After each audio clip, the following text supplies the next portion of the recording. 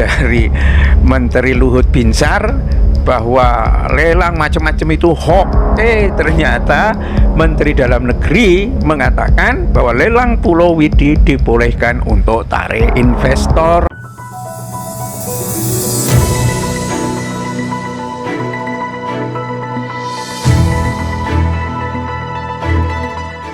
Keputusan Menteri Dalam Negeri Tito Karnavian yang melelang 100 pulau kecil di Indonesia yang dikenal dengan Pulau Widi melalui balai lelang di Amerika dengan alasan untuk mengundang investor, terkesan seperti mengundang penjajahan gaya baru terhadap sejumlah wilayah di Indonesia. Sebab para pembeli pulau-pulau itu bisa menguasai wilayah Indonesia dengan bebas karena sudah merasa memiliki wilayah di pulau-pulau itu. Masyarakat Indonesia yang akan memasuki pulau-pulau yang sudah dilelang bisa jadi satu saat diharuskan membawa paspor sebab pulau-pulau itu sudah dikuasai asing. Bukan itu saja, jika sekarang pulau-pulau kecil boleh dijual, maka satu saat bisa jadi pulau-pulau besar seperti Pulau Jawa, Pulau Kalimantan, Pulau Sumatera, Pulau Sulawesi, dan sebagainya juga akan dilelang dengan alasan untuk mengundang investor. Jika itu terjadi, sangat mungkin masyarakat pribumi dengan sendirinya akan tersingkir, kehilangan hak kepemilikan dengan berbagai alasan, karena wilayah itu sudah menjadi hak penguasaan asing.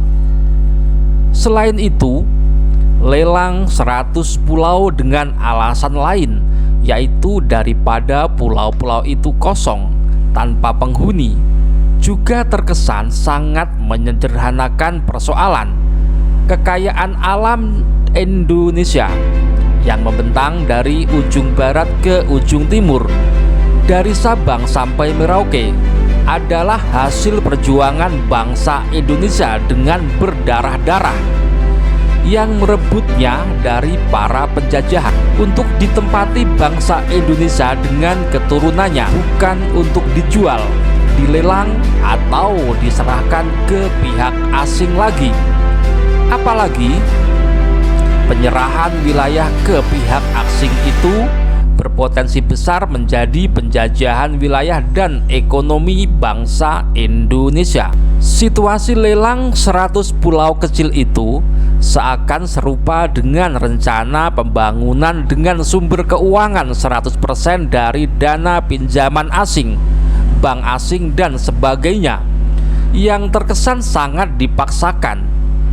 Hasil pembangunan yang 100% dari asing itu sangat potensial Indonesia gagal bayar, sehingga hasil-hasil pembangunan yang sudah dilaksanakan potensial disita asing dan dikuasai asing, meskipun pembangunan itu berada di wilayah Indonesia. Kondisi itu bisa serupa dengan perumpamaan masyarakat yang ingin membangun rumah, mengingat tidak memiliki modal cukup untuk membangun rumah, ingin membangun rumah mewah, kemudian meminjam uang dengan jumlah yang sangat besar di bank.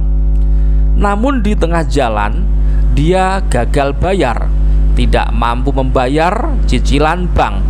Akibatnya rumah yang sudah dibangun mewah itu disita bank, karena sebagai jaminan bank praktis rumah mewah yang sudah dibangun itu kemudian dikuasai bank, menjadi milik bank. Situasi ini membuat orang yang meminjam bank untuk membangun rumah mewah itu rugi berlipat. Pertama, rumah yang sudah dibangun dikuasai bank meskipun dia sudah berkali-kali membayar cicilan. Kedua, tanah hak milik yang sebelumnya dikuasainya ikut dikuasai bank. Akhirnya dia terusir dari tanah hak miliknya sendiri.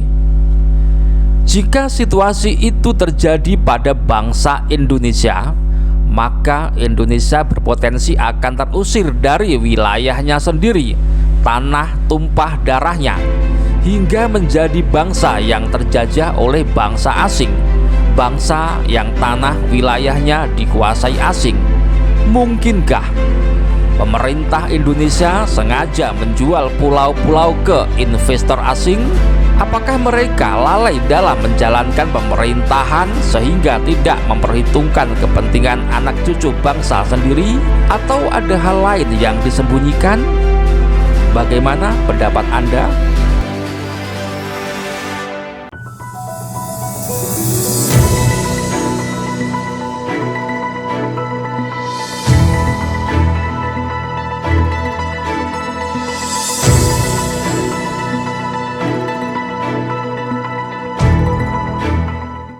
Oke, buat pria perkasa yang ingin on terus, yang ingin staminanya oke, diranjang, cepetan, yuk minum Fitman.